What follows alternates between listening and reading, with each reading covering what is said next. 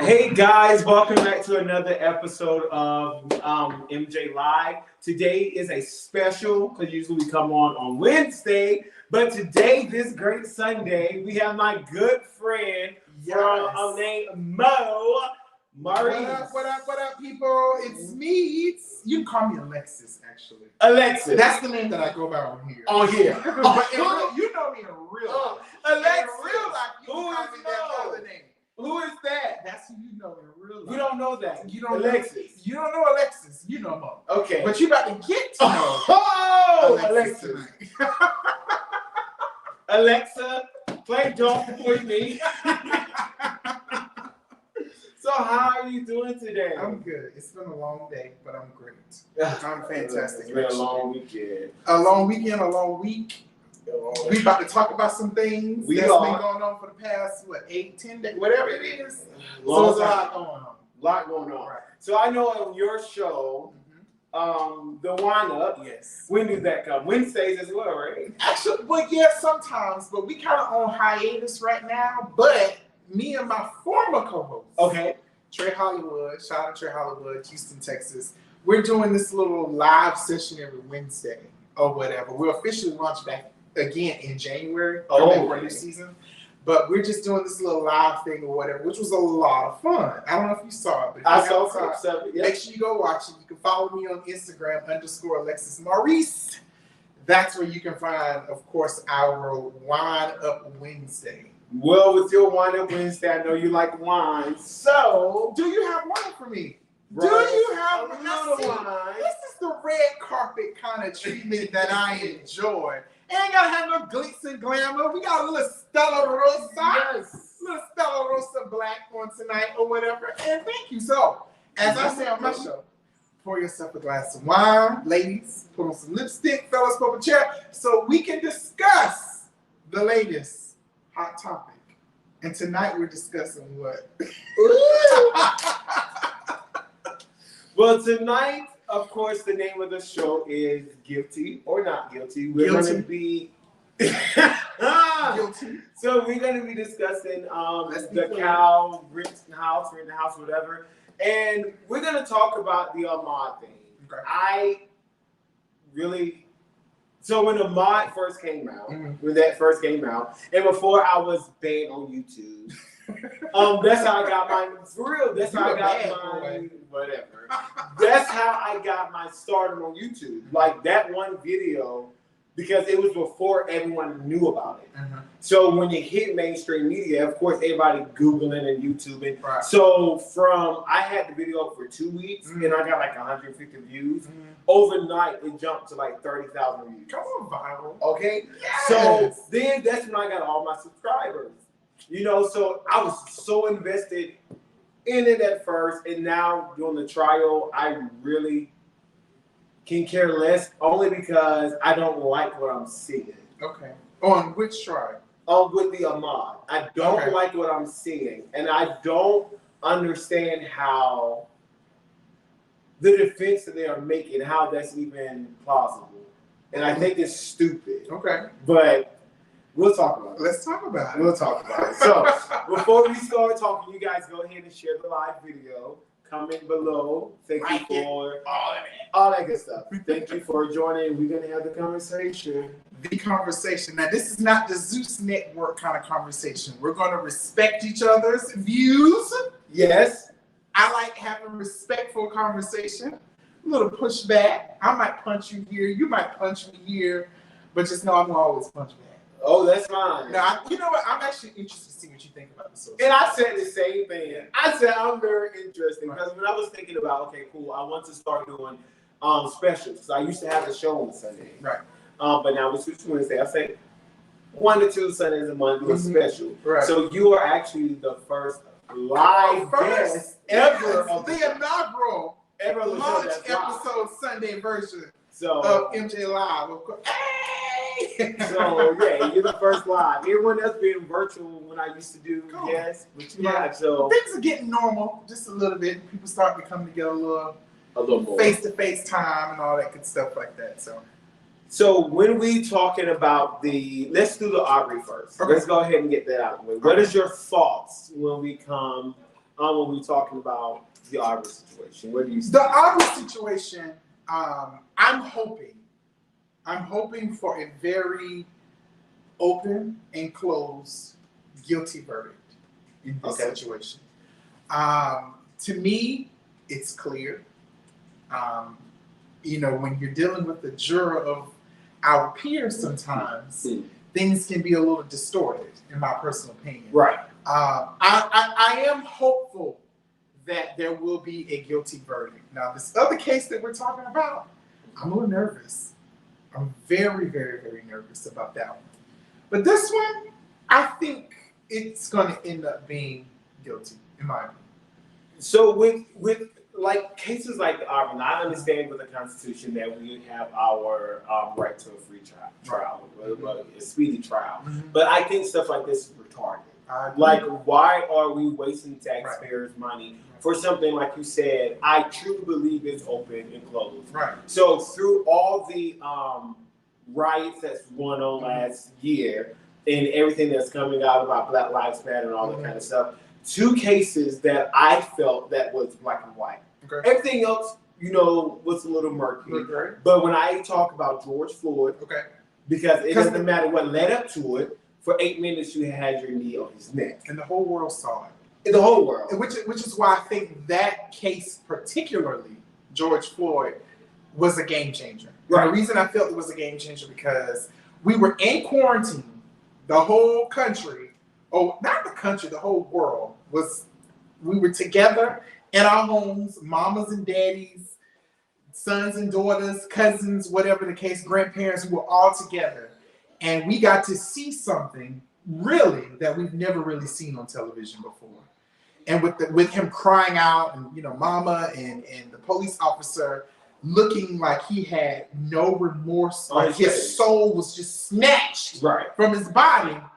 I think every woman, specifically across the world, black, white, every mother, let me not even say woman, but every mother saw something and they thought that could be my child on that ground, black, white, brown, whatever color you are.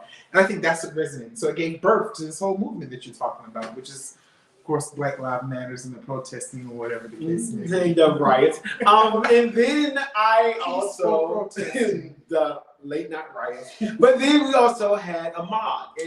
And this is where I personally start getting, what I really don't care as much for this Black Lives Matter thing, because it did not fit a narrative that at first they were trying to push, but it was very much something that needed the spotlight. Okay. Because this happened, I think, like in the weekend of my birthday or the weekend after my birthday, but didn't see the light of day until August. Correct. Because it didn't fit the narrative. But I think this to me, was a modern day lynching, because you literally hunted this dude down. Correct. As he was jogging. Right. You blocked him, and then you shot him. That's correct. And then you get online in a closed Facebook group saying allegedly, but it's all coming out, that I killed that N-word. Yep. Exactly. And then to me, I don't think enough people are being charged, because then it went from you guys did this to a cover-up. And I was very upset with the mayor because it was a black mayor. Now, you're speaking some stuff. Do we swear on this platform? Yeah, we can swear. Okay, you're speaking some shit. Okay. Okay, I forgot to ask you that. Can we cuss or not? You're good. You're good. I'm trying to change my life just a little bit. But it's like, I'm like, speaking. Dude, you are the mayor. The mayor of a city oversees 90% of the time is going to be overseeing the police force. Yeah. So you get to dictate what they're investigating. So you are just as guilty covering up than everybody else. The district attorney. Everybody who knew about this covered it up. They all need to be thrown in jail. I agree. And buried under the jail. Flood that bitch with some water. And I'm sorry, I don't believe in death or whatever the case would be, but they hunted this boy. I believe in it. And they did. For people like that, I do. Just so we're clear, he believes in the death penalty. I do. Not Alexis. I don't know how I feel about the death penalty. Sometimes I'm for it. I guess it just depends on how on the case. It's case by case. How egregious the case is or whatever. But there's no doubt in this case. I don't care. I don't know. There's no doubt in this case. This is a guilty verdict. So I'm hoping. Right. I'm in hopes that it's a guilty verdict. Right. I mean, guilty verdict in this case too. Excuse me. And basically because the law that they are trying to use as defense doesn't fit. Yeah. Because you had to have firsthand knowledge of a felony being committed. For one, it wasn't a felony ever committed. And for two, you didn't see anything.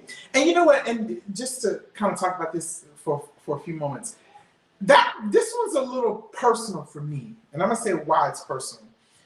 My cousin and JT, or whatever, when they first, his parents moved back from, well, they weren't in Cuba. Anyway, they were in the Navy. So he was a Navy brat. So they moved around or whatever. His parents moved back to Columbia home and they built a house. It was a new neighborhood. So when I used to go over to his house, he's suburban, I was inner city, hood, whatever. Right. So when we used to go out to his neighborhood, we used to play outside, we used to go in those houses. We used to go into the houses that were being built. We used to look around. We were amazed by it. Right. And at one point in time, I wanted to be an architect growing up. So I had a different level. I was looking and inspecting things or whatever. Like, my God, this is all wood, but this is about to become a whole house. So just like him, he used to go into these new homes, look at them, observe them. He wasn't doing nothing. And I thought about myself at a younger age. If that, putting myself in that situation, they probably would have hunted my ass too. Because I was a black kid. It was as many black people in that neighborhood. Right. But I wasn't from around there or whatever. Even though in this case he is, from that area. But I wasn't from around there. So if a white man would have walked into me, what are you doing here? What are you doing? I'm just looking. And then he could have took that a completely different way, and he could have shot my ass. And that's what I thought about. I know, it's not me, it's not my situation, but I just thought, I used to do that. And I used to jog. I used to do that. And I used to jog in majority white neighborhoods. There you go. And so when you said that, I mean, I connected with that part. Exactly. And I thought that was just, my case is a little personal for me because I used to do what he was doing that caused his life to be taken from him. Right. So, yeah. So we shall see, guys. I am in hopes that this is a guilty verdict. I don't think.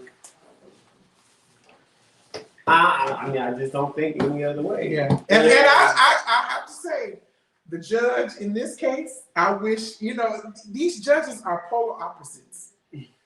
They're polar opposites in my opinion. Like this guy in this case, he's a little, but the other one, he's on some other shit, but you might feel otherwise. Yeah, so we're going to talk about that. I'm hoping that this case comes out like you and I are together. So we're calibrated people.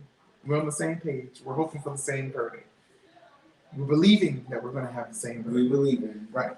We believe in. So we shall wait and we shall see what's going to happen in that case. But let's move on to this case. It's going to be closing this week, hopefully. This case, hopefully, we're gonna. I'm thinking we're gonna know Monday after the closing arguments. I think is that obvious. Well, you know, when they come back quick like that, you know it's. So you're saying that, if correct me if I'm wrong, you believe that Kyle Rittenhouse, who needs to be rotting or rotting away in the bottom of a jailhouse, you believe he's gonna get not guilty or acquitted of all charges? Not all. Okay. But for the major charges of murder in the first degree, let me see exactly. Let's talk about it. I want to. These charges are. I got it for you. Okay, I got it right there. First degree intentional homicide, which is, I think, it's the strongest charge. You got first degree reckless homicide. Okay. You got first degree attempted intentional homicide. Yes, yes. And then 2 counts of reckless endangerment. And possession of a dangerous weapon by a person under the age of 18. And a second charge that was dropped. During pre-trial, which was, of course, curfew violation. Which was dropped. I'm okay with the judge dropping that. Because we all break curfew every now and then. Every now and then. So, because basically for that to stick, for you to say that the first 3 charges to stick, it was he's a cold-hearted killer. He is, I believe he is. My issue, and I have a few of them, and then we'll go through it. And at the end, I will tell you who I think should be locked up, and it's neither one of them will trial. My issue is this. For one, I agree with the mom coming out saying they are suing the Biden administration. Because the Biden administration said that he was a white supremacist. Now, see, you're going all the way there. I'm about to bring it out already. And used and said that this man was a white supremacist and connecting him to whoever he wanted to connect him with. Okay? So before the trial even started, you as the president-elect or the majority of everybody else in America have already said this dude is guilty. Who called him to Kenosha? So, who called him that someone did call allegedly for him to come and help. Or what movement sent a signal out to bring those people to Kenosha? Oh, so that's what you thought. It was a movement. Yes. To do it. The white militia, right-winged, although white supremacists shot or killed. It doesn't matter. The white people who are out there supporting black people are looked at as black people in a lot of ways. So therefore, they're all fair game, in my opinion. So yes, no black person was shot, but so we can't call him a white supremacist. We still can't call him, because who sent the announcement out to come protect a city or protect their property or protect whatever they wanted to protect? It was white militia groups. But that sent the dog whistle, that sent the siren, that sent whatever you want to call it to his base, and it connected. He heard the whistle, and he bought his ass to Kenosha. So, but can we prove that? Why can't? So this is what I stand. Micah. This is what I stand. Okay, and this is why. And please hear me, guys. I'm not saying what he did was right. I'm not saying. Let's be clear about that. Let's be very clear. We're calibrated. He's a killer. Okay. He killed these people in cold blood. But what I say, and that same thing, and I say on my show, that my opinion doesn't matter when it gets to that point. Now, what does the law says about it? Because the law is what I take issue with.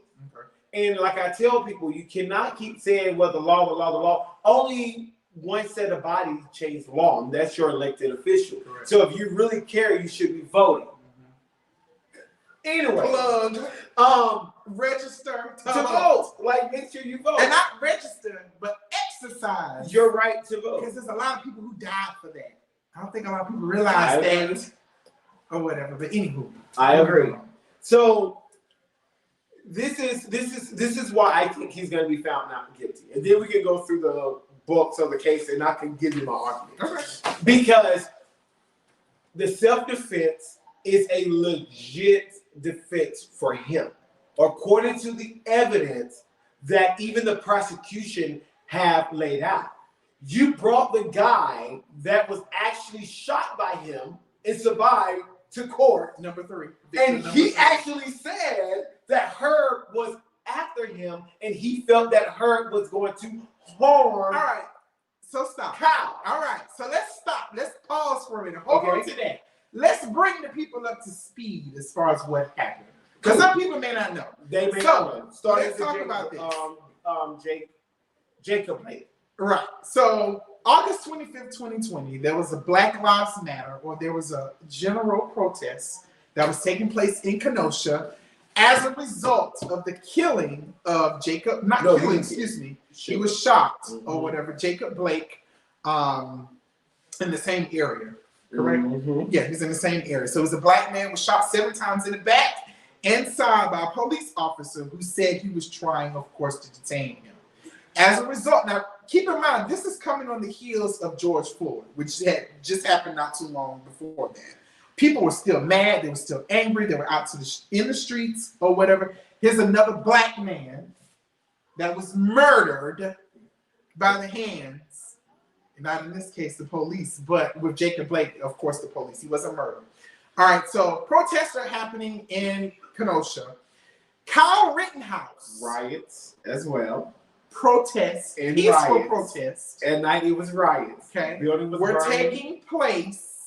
So Kyle heard a call from a lot of white, right-wing extremists. Call them what they are. Let's stay on the facts that is out there before we go to. We need all of you to come to Kenosha and help protect our property. We need you to come help protect our way of life. We need you to come help us from these looters, as they like to call them, against these rioters, or whatever the case you want to call them.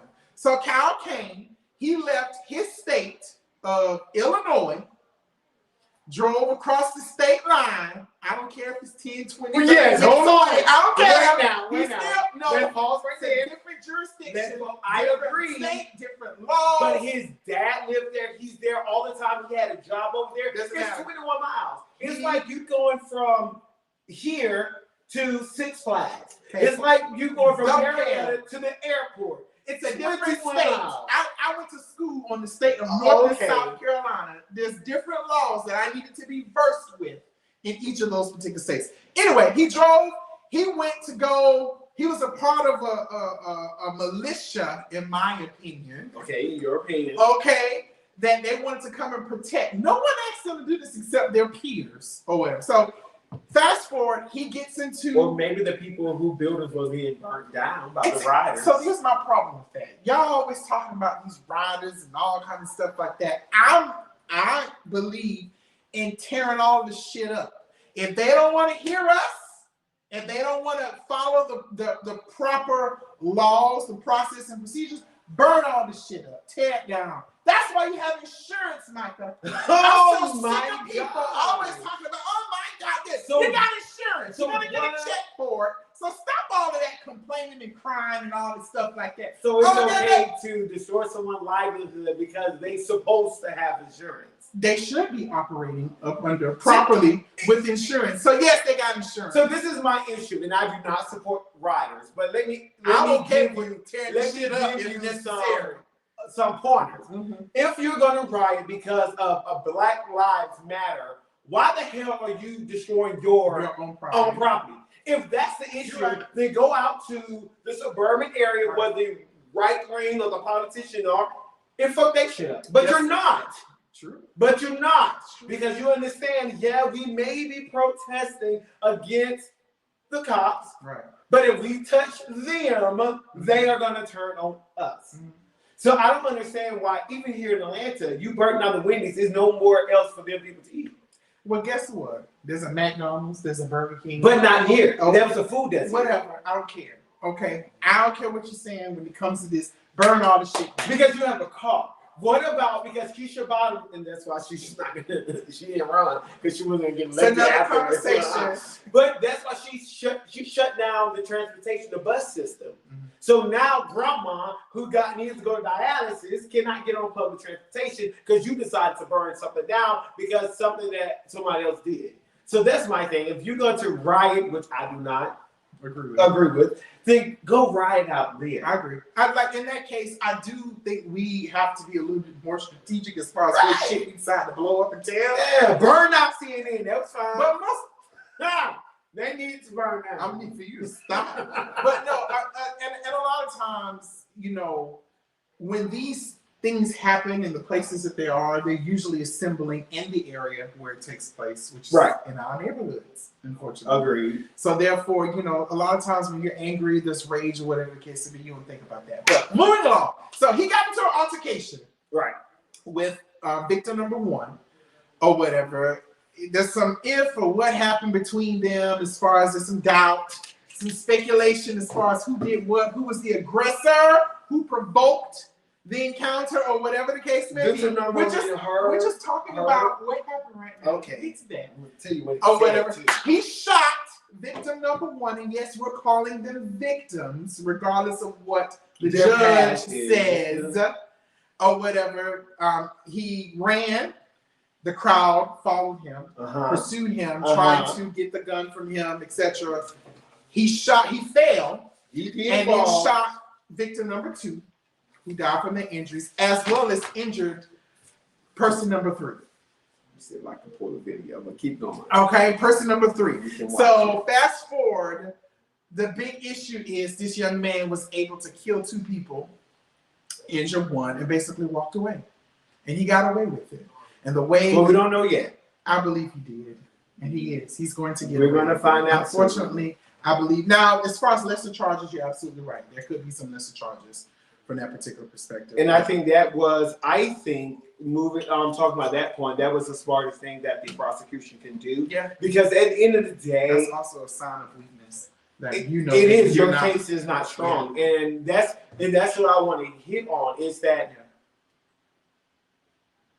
One, all this lawlessness was what happening in Kenosha, all of this. And the thing is, and the reason why, and I don't agree, so I'm going to attack both sides in their stance. I don't agree with the right wings who's saying that this is a political hunt because everybody else was creating or doing crime, but he's the only one got arrested. And they trying to make it about the gun laws and all that kind of stuff. I don't agree with that. I also don't agree with the left side saying that he's 100% guilty, because you have to look at the law of Wisconsin. He shouldn't have had a gun.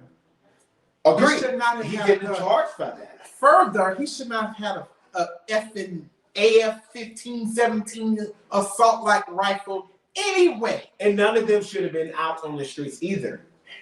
So let's look. I always want to do both sides, right? Because it was a curfew. Yes. So you guys was breaking the law. Everybody was. Period. Right. You guys was breaking the law. And moving to this first guy, that was Mr. Herbert, right? Yes. The child molester. But no, there was Rosenbaum, the child molester. But 36 years old. He was the first one, right? Correct. The first shooter. Right. Now, this is why I got a problem with the right. Okay. And I'm going to read you guys some of the things that they have said, and I'm going to tell you why I got a problem. On December 16, 2002, he was convicted in Arizona and was sentenced to 12 years and a half for 2 counts of sexual conduct with a minor. He was found guilty of assault with a weapon January 22, 2007. And possession and manufacturing of a weapon on May 15, 2008.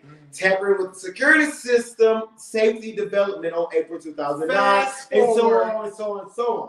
So what the right wings are saying, Cal is justified because he's a child molester, blah, blah, blah, blah. But my issue with that is this. If we have prison there for people to pay for their crime, you can no longer hold him to what he did. Prison in America should really be about rehabilitation. It should. And I agree. So you and I are calibrated. I think that's a part of a bigger conversation as far as prison reform, criminal justice reform, because I do agree once a person goes to prison for certain crimes, I agree. For certain crimes, they should have a clean slate when they walk out of there. They need their voting rights back. Correct. They need their voting rights. They should be able to participate in whatever's happening or whatever's going on in our world. I agree. So you and I are calibrated on that. We're completely calibrated on that. There's definitely an opportunity for bigger conversation when it comes to that. None of that should have anything. But however, he Should was have the to do- aggressor. He chased Cal. Okay. He also in the video is very clear that he reached for Cal's rifle. Correct. So Cal's thing was like, I had to protect myself. But then the Dom prosecutor, that's who I fault for most of this stuff. And why it's going to be not guilty because of the prosecutor. This fool wanted to sit up there and say, but did he shoot you? How did you know he was going to get your rifle and shoot you? Right. So all of that is like, you should not protect yourself to after what happens. That was stupid. Right. In my opinion. But again, let's go back to the beginning. Why was a 17-year-old boy walking around with a rifle? Agreed. Why was he in a place that he knew he was going into the lion's den? Or whether he knew there was chaos around there. And I think this has to do with a larger conversation. Why the hell do people from a different melanin or pigmentation in the skin feel like they have to exert or go into situations that really ain't got nothing to do with him? He had no reason being in that parking lot interacting with those people. He had no business being there in the first place. So, and then we going into how he got the gun or whatever. He's not old enough to be able to have a gun. Do you think the mom should be charged? I think that needs to be considered as well, too. I really do believe that there's an opportunity for some accountability from the mother perspective, as well as those men who he was there with. So who took videos of him and talking or whatever, all of them need to be held accountable for what happened. But even the person who got him the gun too. Do you think the mom should? No, I disagree a little bit on that because they did it. Right. No, I don't disagree. Right. Okay, I see you. I see you. Because he was a minor, right, and you still provided that for him, knowing that was illegal. An assault rifle. Assault like rifle is what they said because AR-15 like. I'll give you that. Still a fucking assault. So my question is this: what should he have done? Now he's there. That's not the argument. He's already there. Maybe he should have stayed. Maybe he should not have stayed. He's already there. Right. But what should he have done when they was coming after him? Well, to me, in my opinion, that's where a lot of the gray area is. Because you got one side saying this happened. You got another side saying this happened. You got the drone, which shows Rittenhouse in some type of heated exchange with I want to say Rosenthal. What is his name? Rosenbaum. Yeah. Or whatever. You see these because he said, "Shoot me, nigga." So how did it Don't block me, Facebook. But how did it get to this point where there's an aggressive interaction? Kyle went down there. He even said in the video, "Well, I'm going into the chaos, so I'm going into the line of fire." He exerted himself and put himself in situations he had no business being in. I agree with Nobody called him to protect the used car lot, which was already on fire the night before. So what were you protecting? What were you down there protecting? You went down there with the intention to rattle these Black Lives Matter protesters with your guns. Why the hell does he have an AR-15 assault-like rifle, whatever you want to call it? Why is he down there with that? Intimidation. But the other he side also not only intimidated, but he actually was, in my opinion, the aggressor with the situation. For which one? For all of them. Because he had well, for one, if you're going to shoot somebody and you're running, now you're supposed to be self-deputizing or whatever, because what the hell are you running for? Because you know you were fucking wrong. You had no business firing that gun and shooting that guy. But he threw a little plastic bag at him or whatever the case may be. I don't understand. And when you talk about provocation and things of that particular nature, deadly force is supposed to be the last absolute resort. If you are the aggressor. Whatever. So he was the aggressor. So he had a fucking AR-15. He had an assault rifle. So you this is for me. If I'm outside protesting, I'm seeing people with assault rifles, I'm automatically getting clammed up. Why? They are the silent aggressors. officer because they came down there with the intentions to intimidate those Black Lives Matter protesters. But the Black Lives Matter, they also had weapons as well. We ain't talking about that. We're talking about yes, they had weapons, but all of them weren't walking around with AR-15s. If that was the case, that would have been brought up. So it is the third victim. So why is the issue that just because I can get the AR-15, you want to walk around? You are coming down there with the intentions to intimidate us. So which is a tactic we've seen in the post-slavery segregation period as well too. White people have this tendency sometimes to try to intimidate Black people. So let me give you that point. Okay. Let me give you that point and follow up to it. Okay. He came out to intimidate people. However, all of the victims, if we call them victims, because I do believe they are victims, all of the victims at one time or another chased after him. After he shot somebody. No, even Rosenbaum, the first victim, chased after him and threatened him, said he was going to kill him before he even shot him. That's because he came over trying to be a police, self-deputizing. But if you are afraid, why are you chasing after him? Well, why and he have a gun? But why are you walking around taunting people and provoking them as well too? I told you I give you that point. Well, but I'm saying you that's have the to root look of the at both. situation. But We don't you have to go nowhere. Because he started. You know what I'm saying? Who started the fight? Who started the fight? He started the fight. But that's legally, they cannot say because he had a gun, he was the aggressor. Well, that's not ultimately legal. the burden of proof is on the prosecution. And you're right. They did not prove that. I think that's an area of opportunity in their case where they really didn't prove that. When it came, even though you had video showing aggression and things of that particular nature, ultimately we really don't know how it really started. It's his version, it's the prosecution version, it's the defense's version, and then there's the truth. An old, adage that we always say or whatever. The truth is somewhere in the middle. But again, my argument goes back to why is this young man here, underage, past curfew, with a rifle? He came down there with the intentions to intimidate people.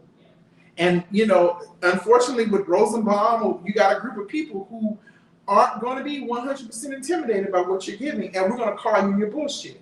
What happens is they are so quick to go to deadly force before really trying to de-escalate the situation. And that goes to police officers. But however, he even hit on that when he testified. And I think that bring some of that teleport. I'm sorry. I think that Kyle was he's not a little kid. So Kyle said that he did on one of these victims, I can't remember which one. He did point his gun at him to try to deter him. Okay. But he still came after him. So here we go with that or whatever. So first he tried. First victim allegedly, charged him or whatever the case may be. He shot his gun. The crowd runs after him, goes after, he falls down. He gets back up, pow, shoots, pow. And number three did admit, which was the biggest blunder of the prosecution. He admitted that he had his gun. He did point it at him. Now, this was supposed to be the star witness. This is Mr. Gage Grascrew. I don't know how to say his name. He's the one who survived the attack. And I don't know if you noticed when he said that, yes, I had my gun pointed at him. I don't know if you noticed the kind of So before we start there, okay. Guys, we're going to take a minute and 25-second break, and then we're going to be right back. So go ahead over to Facebook and get on in the conversation, everyone that's on YouTube. So let's take a minute and a half, and then we will be right back. So I want you guys to see this video, and it's coming up right now. Promotional video. Yes, the promotion video, if I can find it. Silly.